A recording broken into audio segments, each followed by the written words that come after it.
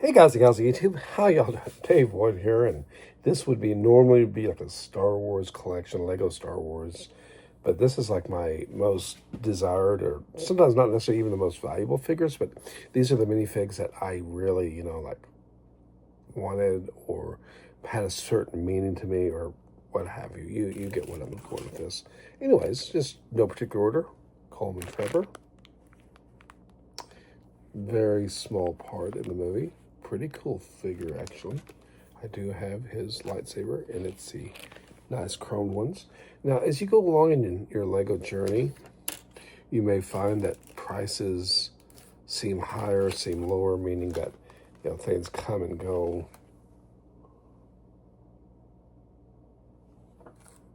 Well, and so there's no particular order here. We're just going to, a lot of these figures you're going to probably just recognize for what they are. Rangefinder.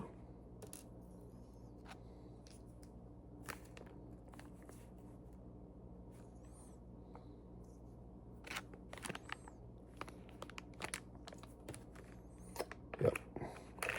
Mark's little journeys as went along pursuing Lego figures. I prefer me is the wrong word. I do really like the phase one stuff, so.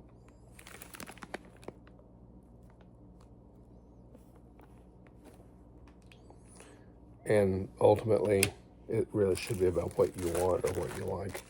You really do, especially in the secondhand market, you really have your choice of what you want to do. If you know what I mean is, when you buy the original set or you're there for a release, you can't really control what Lego puts in the box or doesn't put in the box sometimes, But when you're hitting the secondary market and you're paying some of these prices, looking for some of these things, good old Jedi Bob. An unintentional treasure, compliments of Lego. And he does have his, and I really do like Lego Chrome. I think Lego Chrome is so great. I really, really do like Lego Chrome. In fact, you're going to see just how much I like it here in a second.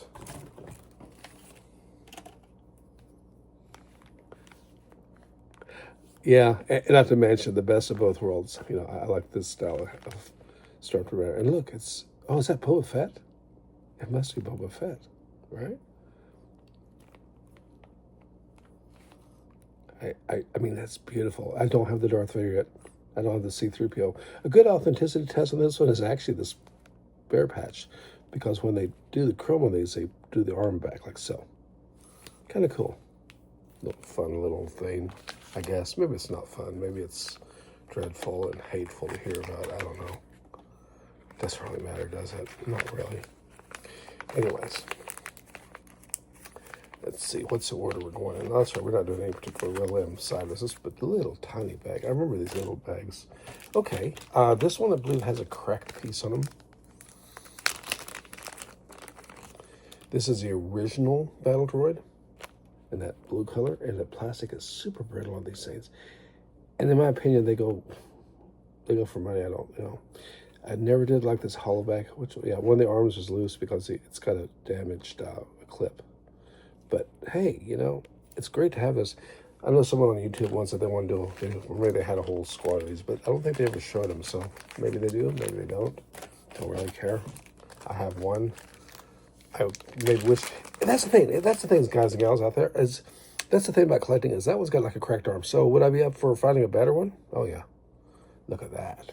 Pink. The original Battle Droid. Lego really knocked it out of the park with this one. I mean, they got this mold right. Kind of like the way Dodge got the Challenger right, the recent one. I think they got it right back in the 60s too, personally, but hey. Scout Trooper 7128. I was actually organized on this one, 1999 through 2002. Yeah, this is the Scout Trooper, and I think this is a weird one. I can't remember, though. Let's take a look at him. Yeah, yellowing, of course. Yep. Oh, yeah, it's the right one. I love that. I love that. And that print is great. I mean, it really is. You can have a lot of fun with this, right? You could as a child or as a childish adult, maybe put that helmet on now. A regular minifigure in the eyes that got through the holes. It's kind of cool, I guess. And now we're getting to one of my absolute favorite minifigures. That's not even necessarily the most valuable, but they're hard to find. Greedo. I loved him as a child, as the little figure, and I really like him as Lego. And yes, you're going, oh, David, what's that on his arms? That, my friends, is arm printing. 4501, most honestly said the original. Some would say the most cheapest, the smallest, and there it is. Arm printing. I'm sure it's not that it's hard to do the arm printing per se. It's probably hard to get it to come out right. I can absolutely see that it's probably been a nightmarish process. We'll say goodbye to Coleman Trevor. We'll drop him in. There he goes. Ah. I'm in a funny mood. I don't usually do the sounds. I never did the truck sounds as a child, though. Okay. Got him. Should we do non-Star Wars? Let's do one more Star Wars. Darth Revan. Yes, I have his cape over here in the box. I do have a couple sealed ones. And I do have, at some point, I do have the Shadow ARF Trooper, but he's sealed. I'm not going to open up for this video. There's no point in it. But these are the loose figures that I have. And this right here is a parking lot I'm doing. I'll show you that after the video. This right here, I had to write it down. Comic-Con Anakin head variant. Okay. This is like a super easy one to imitate, so I don't think there's any value in having them. But I actually got this out of the bulk lot and I'm going, oh my goodness. And I can tell by the dust and dirt and nasty stuff that was on it that it's probably been original. It's got Anakin's head with his blue eyes. And this was a Comic-Con thing, and basically it's just a trooper, just a clone trooper. I like phase one. Sorry. This, what is that? What, building event clone. Okay.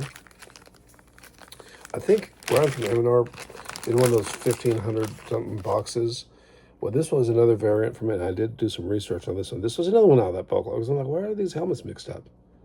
Huh. Wow, he could be Commander Cody. But he's not. Or maybe he is. Yeah, this is a building event clone. And once again, the damage and the wear on the helmet matches down. I'm one.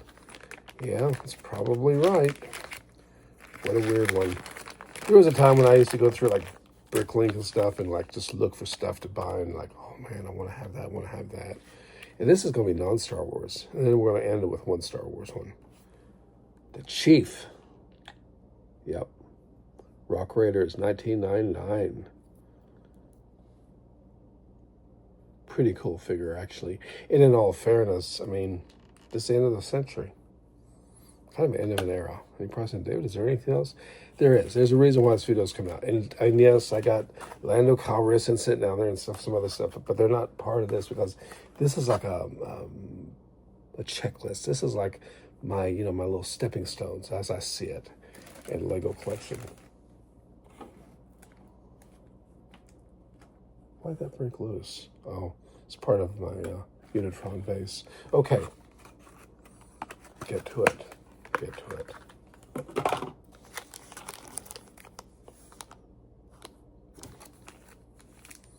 And all these figures I'm looking at now have all led to this moment of Boba Fett. And yes, Bobby Fett is down there. Bobby Fett was a female torso I found in a bulk lot, and just so I could play and display this Betrayal at Cloud City set, I had an original and genuine Boba Fett helmet, this back assembly, and you just use that torso and legs to represent him, which was funny because it's all pink, it's like a city figure. And as you know, you're going to say, oh, look, it's that head again, yeah. A very nice utility piece, but look at the arm printing, right?